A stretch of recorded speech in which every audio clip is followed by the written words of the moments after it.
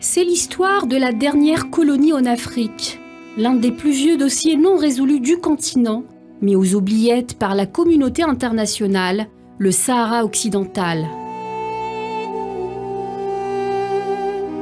Au milieu des années 70, le Front Polisario a proclamé l'indépendance de la République arabe sahraoui, déclarant ainsi officiellement l'aspiration du peuple sahraoui à l'autodétermination.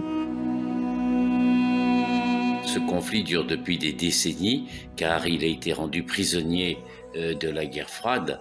Les États-Unis, la France, l'Espagne ont voulu faire du Maroc un pilier du monde occidental dans cette région de l'Afrique et ils lui ont tout passé. Le Maroc occupe au moins 80% du territoire sahraoui depuis le départ de l'Espagne et le nouvel occupant n'a eu de cesse de combattre la jeune République. En 1991, un cessez-le-feu était conclu entre les deux parties sous l'égide des Nations Unies. Après 30 années de gel, d'un conflit noyé dans les méandres diplomatiques et médiatiques, les combats ont repris en novembre 2020. Nous avons attendu durant de longues années, durant plus de 3 décennies, une solution pacifique mais en vain. Ce qui a été pris par la force ne sera repris que par la force. Nous n'avons d'autre choix que de recourir aux armes pour arracher notre indépendance. Ce qui a été pris par la force doit être repris par la force. Les Sahraouis doivent retrouver leur indépendance. Il faut une guerre de libération populaire. Nous souffrons depuis plus de 3 décennies. Ce qui nous a été arraché doit être repris par la lutte armée. Depuis la reconnaissance de la République arabe sahraoui démocratique le 26 février 1976, la requête du peuple sahraoui reste inchangée. Le peuple réclame l'indépendance nationale. En résumé, si nous continuons à aspirer à une solution pacifique, juste et durable dans le conflit que oppose la République sahraoui au royaume marocain, cela nous empêche d'être décidés à défendre nos droits par tous les moyens légaux.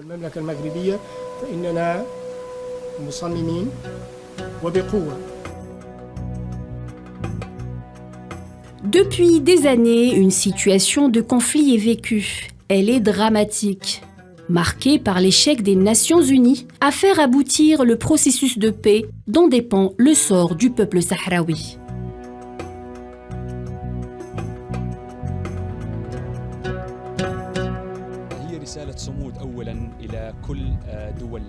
C'est un message de résistance que nous lançons au monde, un message de souffrance adressé au Conseil de sécurité et aux Nations Unies qui ont déçu les Sahraouis. Le peuple sahraoui a attendu que l'ONU fasse aboutir le processus de paix, mais ça ne s'est pas fait. Il a espéré l'autodétermination qui n'est jamais arrivée.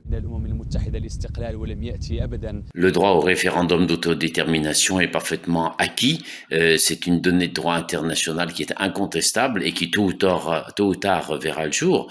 Actuellement, il y a des pressions politiques, il y a tout un enjeu pour que le référendum ne se tienne pas. On tolère tout au Maroc, mais ce droit fait partie des mécanismes qui ont permis à tous les peuples africains à sortir de la colonisation. Et donc, il sera valable pour les Sahraouis aussi.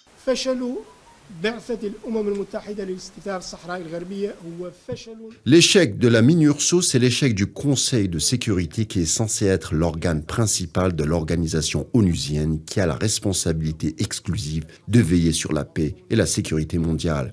On espère que ce sera une leçon pour le Conseil de sécurité pour qu'il change sa façon de voir par rapport à cette mission qui a prouvé son échec sur le terrain.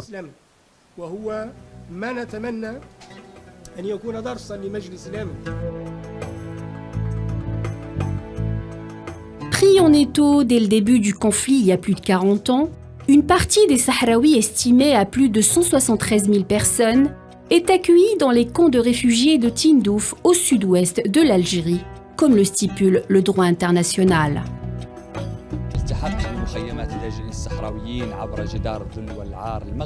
J'ai rejoint les camps des réfugiés sahraouis en passant à travers le mur marocain de la honte. Malgré les barbelés, les mines et les dangers autour, j'ai enfin pu atteindre les camps des réfugiés qui étaient pour moi un endroit sûr et loin de toute répression. Malgré le fait qu'on soit loin de nos terres, nous respirons enfin. L'Algérie a ouvert ses portes aux Sahraouis au moment où le colon marocain bombardait notre peuple de napalm et de phosphore blanc interdit au niveau international.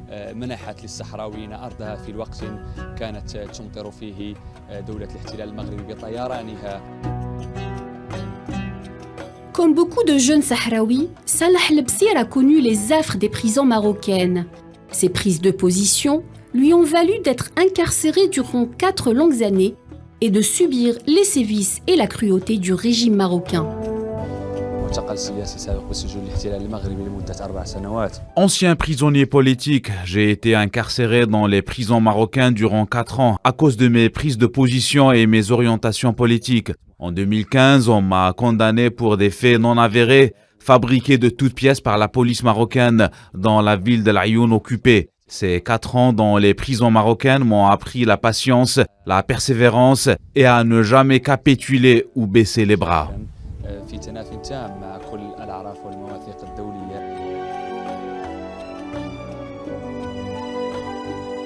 La société sahraoui est traditionnellement nomade.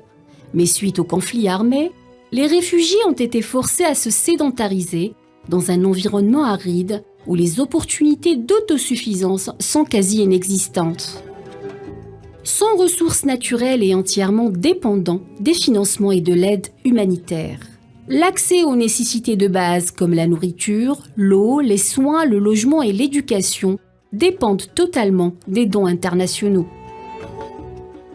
La situation sanitaire induite par la pandémie du Covid-19 n'a fait qu'aggraver davantage les conditions de vie et les besoins de la population. Selon le HCR, le confinement décrété en 2020 dans les camps de réfugiés en réponse à la pandémie a entraîné la perte de nombreux emplois et d'autres sources de revenus pour les réfugiés. Le caractère prolongé de la situation humanitaire a fait émerger des besoins nouveaux dans les camps, liés entre autres aux attentes d'une jeunesse désireuse de prendre sa vie en main. Les réfugiés sahraouis sont laissés pour compte et les acteurs humanitaires peinent à mobiliser des bailleurs de fonds pour financer des projets humanitaires adaptés aux besoins. Plusieurs fois par an, l'Algérie, notamment par le biais du Croissant Rouge, achemine des convois humanitaires vers les camps de réfugiés sahraouis pour alimenter cette population en produits de première nécessité et de subsistance. Ces aides s'ajoutent à celles des différentes ONG et programmes d'aide mondiale.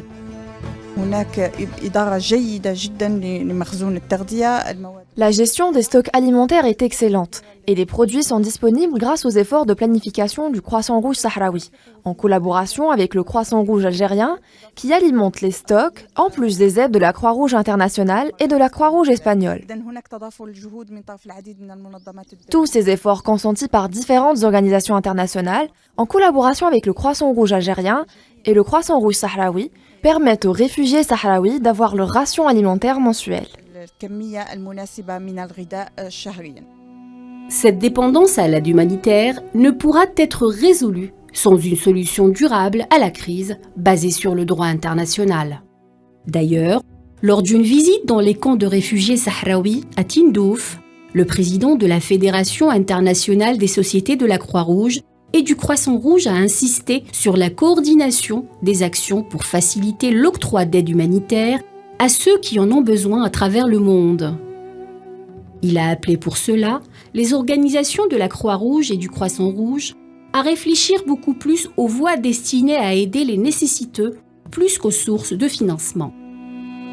Il a salué les efforts du Croissant Rouge algérien dans l'acheminement des aides humanitaires à travers l'Algérie et dans les camps de réfugiés sahraouis, en dépit des moyens limités.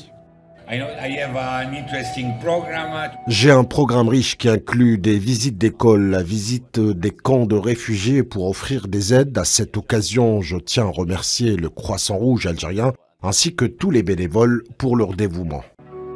Dans les terres sahraouies occupées, la guerre place les populations civiles dans une situation d'enfermement.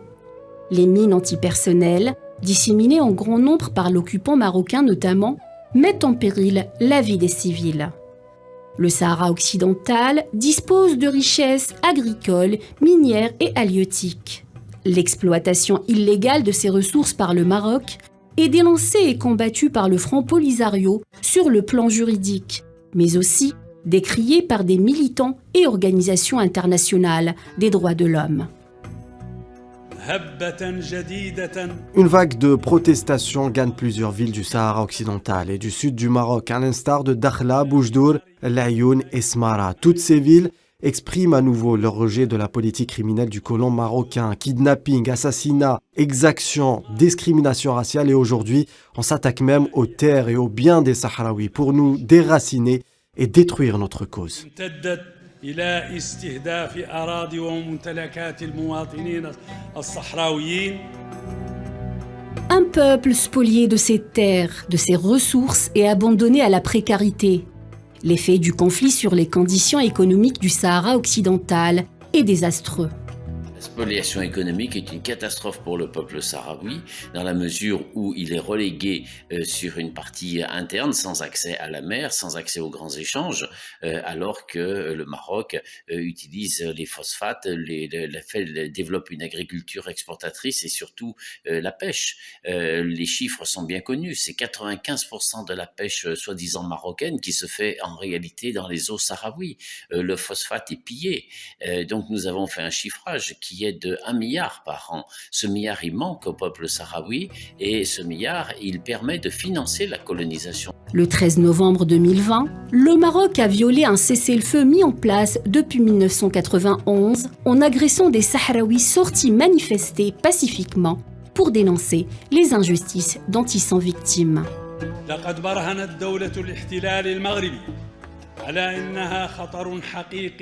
Le colon marocain a prouvé qu'il était un danger pour la sécurité et stabilité de la région et du monde en signant des pactes et en facilitant l'intrusion de ses alliés sionistes qui ont pour mission de détruire et de déstabiliser nos pays et nos peuples.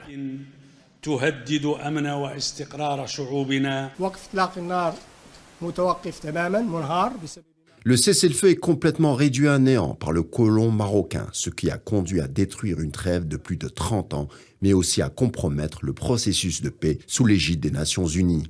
Ce qu'a fait l'État marocain le 13 novembre 2020 a réduit en cendres tous les efforts onusiens.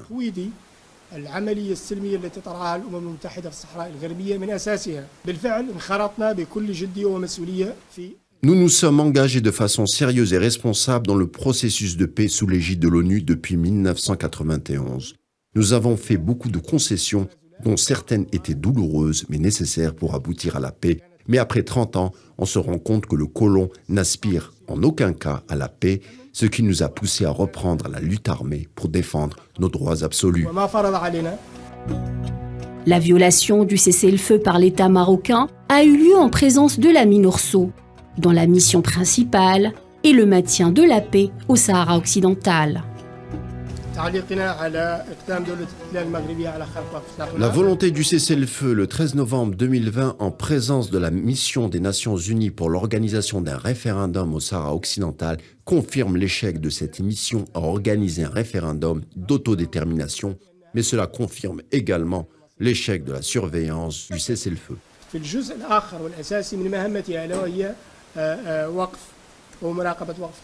Le cessez-le-feu a été signé sous l'égide de la MINURSO. Et donc le cessez-le-feu en lui-même ne pose pas de difficultés. En revanche, on voit que sur son application, c'est-à-dire le travail qui est fait ensuite sous l'égide du Conseil de sécurité, il y a le poids déterminant des États-Unis ou de la France qui passe tous les caprices du Maroc et tous les abus de droit, premièrement. Et la deuxième chose, c'est que c'est le seul cas où on a une force d'interposition qui n'a aucune mission sur les droits de l'homme. Donc vraiment, l'ONU a tout fait pour arranger le Maroc, mais la résistance du peuple sahraoui est là pour dire que ça ne se passera pas comme cela. Le 6 octobre 2021, Staffan de Mistura est enfin désigné nouvel envoyé personnel du secrétaire général de l'ONU au Sahara occidental, succédant ainsi à l'Allemand Horst Kohler. La désignation d'un nouvel émissaire s'étant heurtée à certaines tergiversations et pressions de la partie marocaine notamment.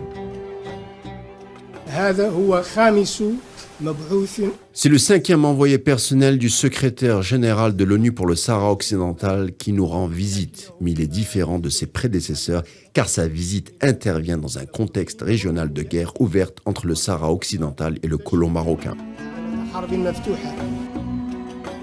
Dans un climat de guerre, la mission de Staffan de Mistura au Sahara occidental ne sera pas de tout repos.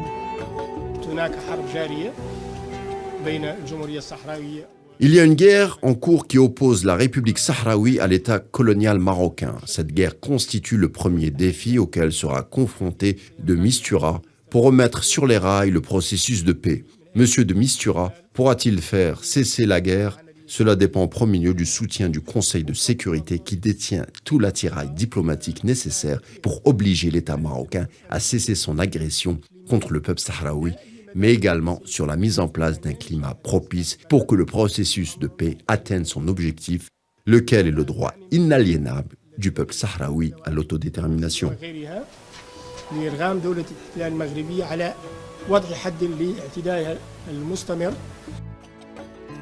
Aujourd'hui, le Sahara occidental est un territoire divisé par le mur de la honte, de 2700 km appelé Mur des Sables.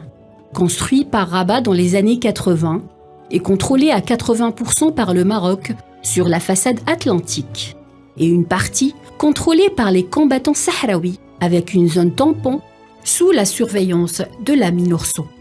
Ce qui n'empêche pas le régime du Marzen, bourreau du peuple sahraoui, de piétiner les droits humains en durcissant la répression à huis clos sous la protection de l'entité sioniste au vu et au su du monde. Un agresseur soutenu par certaines forces qui acceptent d'inverser l'échelle des valeurs. Ce même Maroc s'adjuge le rôle de victime face au peuple sahraoui qu'il ne manque pas de qualifier de terroriste à chaque occasion. Ironie du sort, une reproduction du modèle sioniste en Palestine.